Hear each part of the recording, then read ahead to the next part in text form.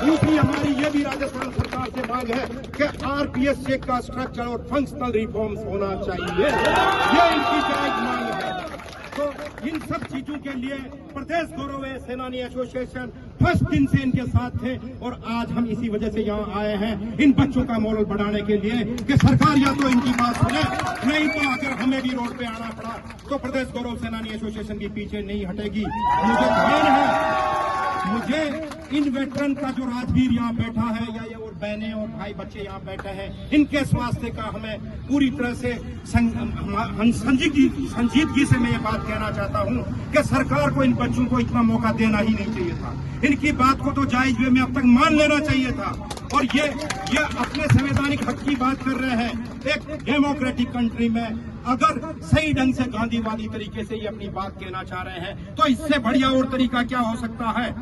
ये बच्चे नहीं चाहते कि ये यहाँ बैठे और ये वेटरन्स तो बिल्कुल ही नहीं चाहते। इनका काम तो सेना बॉर्डर पे गोली चलाने का और देश की रक्षा करने का है। यह इनका दुर्भाग्य और मजबूरी कहेंगे कि एक तरफ आप ऑपरेशन सिंदूर का देश में सैनिकों का गुणगान कर रहे हैं और इनकी साधारण सी बात भी आप नहीं सुना सकते हैं। तो प्रदेश गौरव सेनानी एसोसिएशन का इनको पूर्ण रूप से समर्थन है। सरकार इनकी बात को जल्दी से जल्दी संज्ञान में ले और इस एग्जाम को स्थगित कर दिया जाए। इनको इतना टाइम तो दिया जाए। राजस्थान के सारे आरपीएस के अब तक के आरएस के एग्जाम है, उनको उठाकर देख लीजिए, इतना कम टाइम इनको नहीं मिला है। अगर आप आरपीएससी का रिफॉर्म्स कर देते और यूपीएससी के पैटर्न पर अगर आप कैलेंडर जारी कर देते तो क्या जरूरत थी इनको यहाँ पे करने की। अगर इस एग्जाम का इनको 1.5 साल पहले से पता होता कि मेंस के एग्जाम 3 को होंगे तो ये अपना लिमिटेड टाइम जो प्री के एग्जाम में देते और बाकी जो मेन एग्जाम्स के लिए कर लेते। लेकिन इनके साथ अन्याय हुआ, इनको 3 महीने का टाइम मिला है। तो सरकार इस बात को बिल्कुल मतलब धैर्य से इनकी बात सुने और सरकार की ये प्राइम ड्यूटी भी बनती है कि वो इनकी बात को सुने और इस एग्जाम को स्थगित किया जाए। मैं इतना ही कहना चाहता हूँ। जय हिंद भारत।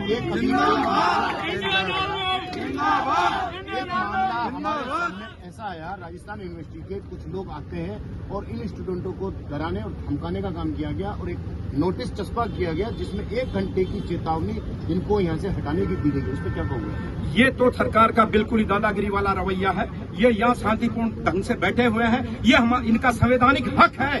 ये अपनी मांग संवैधानिक हक के मुताबिक मांग सकते हैं। उसमें ये क्या गुनाह कर रहे हैं? नहीं, इन्होंने तोड़फोड़ की है। ये यहाँ पर बैठे हैं। इनको कोई डराया धमकाया अगर जाता है, कोई भी संस्था ऐसा करती है, वो तो संविधान के खिलाफ है और हमारे संवैधानिक अधिकारों का हनन है।